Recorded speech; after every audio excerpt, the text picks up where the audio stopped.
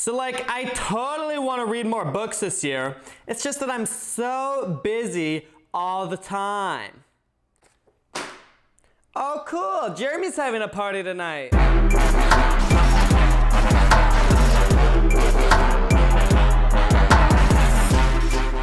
Ladies and gentlemen, welcome back to Lifeline. My name is Alex, and this channel is designed to inspire you to let your future expand and define success. Today, let's talk about one of my favorite subjects, reading books. And here's the problem. You get this great idea to read like 50 books this year. Maybe it's part of a New Year's resolution. But then after just a couple of weeks, maybe 3 or 4 weeks, you've completely given up. This is probably because you started to fall behind early, you got overwhelmed, and then you fell even more behind. And then before you even know it, you've given up completely. Also, as a bit of a side note, let me say that it doesn't help that you have people out there like Ty Lopez who spew out this, you can read a book a day, because a book a day throws people's expectations completely out of whack. Thinking that you can actually read a book a day while also having any semblance of normality or balance in your life is complete bullshit. Instead of reading a book a day, he should call it reading a book a day in a fast and summarized fashion where I don't actually get the full benefit of the book and I'm only really reading a few pages and I don't fully digest the information internally. Mother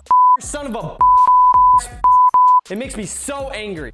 Just kidding. I just get mad when people have their expectations out of whack and then get sad because they can't achieve their goals. But I digress. Let's talk about how to actually read the number of books that you want to read. Our first step is to use the REAL method for setting our book reading goal. And we talked about the REAL method in a previous video. I'll link it somewhere in the description. So let's start with R and make our goal realistic. I like 35 books in a year as a good realistic number because this is very easily doable, especially if you're not taking copious notes while you read. Now, keeping in mind that our goal also has to be efficient, what is an actionable way that we can achieve our goal? Because 35 books in actuality is a pretty big number and it's pretty vague and easy to not follow through with. Well, one thing we could say is that's a little bit more than half a book a week and closer to about 75% of a book per week. But the problem with this is that it's still just a little bit too vague. In other words, it's still more actionable than 35 books in a year, but it just doesn't hold you accountable on a daily basis. So the way I like to make my book reading goals actionable is to do them by pages. So let's assume that the books that we're reading have an average length of 300 pages.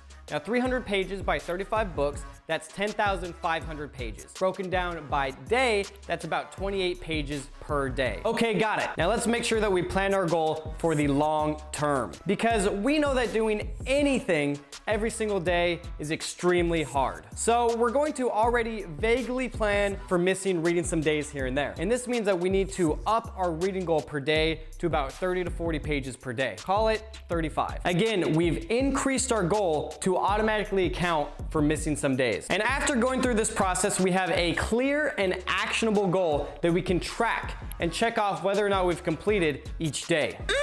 That's good. And as you just saw, that process that we did is fairly simple and pretty easy to accomplish. But the problem is that so few people actually take the time to do this. So now that we have our goal of reading at least 35 pages per day, some of you may be thinking, yo, Alex, hold up, 35 pages a day? That's a lot of pages, man. I ain't got time for that. But don't worry, I got you covered. Because here are a couple of pro tips to make reading a high number of pages per day more manageable. Firstly, you always have to keep reading in the back of your mind at all times. Now, I'm not saying that you always have to keep it at the forefront of your consciousness, constantly thinking about it nonstop. Gotta read, gotta read, gotta read, gotta read. But you should be actively looking for moments when you have spare time, even just a few minutes here and there, to get more pages in. I'm talking about the moments when you sit down for 2 minutes and do nothing. That's a page. I'm talking about that time when you watch that random video on YouTube. That's another page. Unless that video is Lifeline, of course. Most importantly though, I'm talking about the 32 minutes you spend per day mindlessly browsing Instagram and social media. That's a lot of pages. In short, reading has to be a priority for you and it has to take the place of all these other time-wasting activities. And this also includes reading before you go to bed instead of watching Netflix. Let me repeat that. This includes reading before you go to bed instead of binge watching Netflix every single night to fall asleep. I know, it kills me too. Now, all of these things are easily doable and possible, but it just takes the right mindset to do them. And this brings us to our second pro tip, which is that you need to fall fall in love with reading. What I mean by this is that reading your 35 pages per day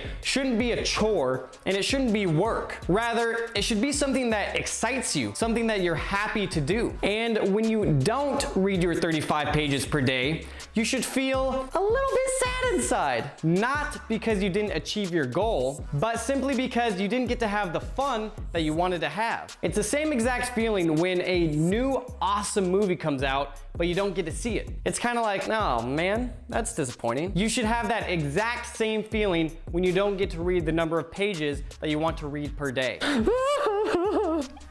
Now, the only way to do this is to consciously think about it. That is, think about thinking. You have to repeatedly tell yourself, I love reading, I love reading, I love reading. And then you have to go out and do it. Now, it may take a little bit of time, especially if you haven't read in a while, but eventually you will condition your brain to give you little hits of dopamine every time you read. And this is what I call the true turning point. And that's where you actually find legitimate pleasure in reading and learning, rather than wasting your time on social media and Netflix. So, number one, always have reading on your mind and replace your time-wasting activities with reading. And number two, fall in love with reading. And more importantly, biologically condition yourself to actually like it. Now, it may take a little bit of persistence, but I promise you that by the end of it, you will be a much more efficient and happy person. Because even when you're just wasting time or relaxing, you're actually reading, which means that even in your spare time and even when you're not even meaning to, you're actually learning and growing and evolving as a person. However, the thing that will help you the most with reading is my habit tracking spreadsheet.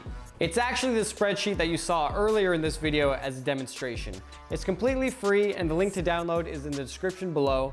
Go ahead and get it and let me know what you think. And there you have it, ladies and gentlemen. Commit to reading more this year. And leave a comment down below and let us know what book you are going to read next. I hope that you found this helpful, and thank you for watching, ladies and gentlemen, and I'll see you next video.